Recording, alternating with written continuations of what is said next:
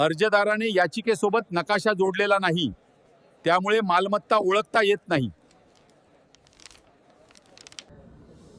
नमस्कार मित्रांनो, दिवाणी दावा दाखल करीत असताना दाव्यासोबत कच्चा नकाशा देणे बंधनकारक आहे का आणि कोणत्या प्रकरणात दिला पाहिजे या विषयासोबत आपण आजच्या व्हिडिओमध्ये सविस्तर माहिती घेणार आहोत. मित्रांनो, मी आपला वकील मित्र विशाल गावडे.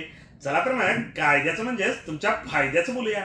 कोर्ट कचेरी या युट्यूब चॅनलवर आपल्या सर्वांचं स्वागत आहे.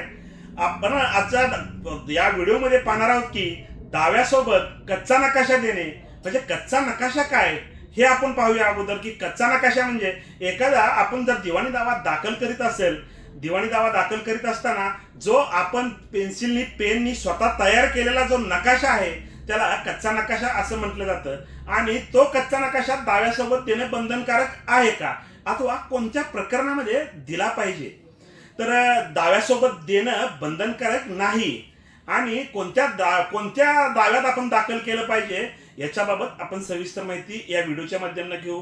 की हद्दीचा वाद आहे, हद्दीबाबत आपण दाव्यामध्ये सविस्तर लिहिलेलं असतं की पूर्व बाजूचा पश्चिम बाजूचा जो काही दिशा घालून दावा आपण तयार केलेला असतो त्या दाव्यामध्ये आपण सविस्तर जी माहिती लिहिलेली असती ती लिहिलेली माहिती मेहरबान कोर्ट यांच्या पटकन लक्षात येण्यासाठी अथवा त्या परिस्थितीची जाणीव आपण त्या कागदावर कच्च्या नकाशाच्या माध्यमातून रेखाटून तो कच्चा नकाशा जर हद्दीच्या वादामध्ये दिला तर तो हद्दीचा वाद आपल्याला आपल्या वकील साहेबांना व मेहरबान कोर्टांना समजण्यास मदत होते. म्हणून हद्दीच्या वादामध्ये आपण कच्चा नकाशा दिला पाहिजे. त्यासोबतच रस्त्याचा वाद आहे. आता रस्त्याच्या वादामध्ये देखील आपण पूर्व बाजूनी पश्चिम बाजूनी म्हणजे इफ एनी या ज्या दिशेला जाण्यासाठी रस्ता मागतोय तो किती रुंदीचा मागतोय, किती ह्याचा मागतोय याबाबत आपण त्या कच्च्या नकाशामध्ये नमूद केलं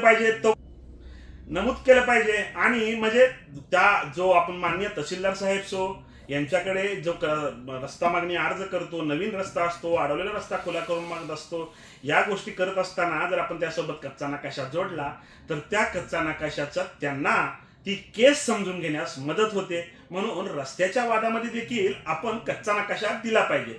त्यासोबतच मिळकतीच्या ठिकाणाबाबत वाद असेल तर त्या दाव्यामध्ये देखील आपण दावा दाखल करीत असताना की नेमके मिळकतीचे ठिकाण कुठे आहे, आपण ज्या दाव्याचा उल्लेख मिळकतीमध्ये करतोय, दाव्यामध्ये मिळकतीचा उल्लेख करतोय ती मिळकत नेमकी कुठे आहे हे ठिकाणा दाखवण्यासाठी आपण त्या मिळकतीचा ठिकाणा दाखवण्याबाबतचा जो वाद आपण दावा दाखल करतो त्या दाव्यामध्ये देखील कच्चा नकाशा देणे फार गरजेचे आहे.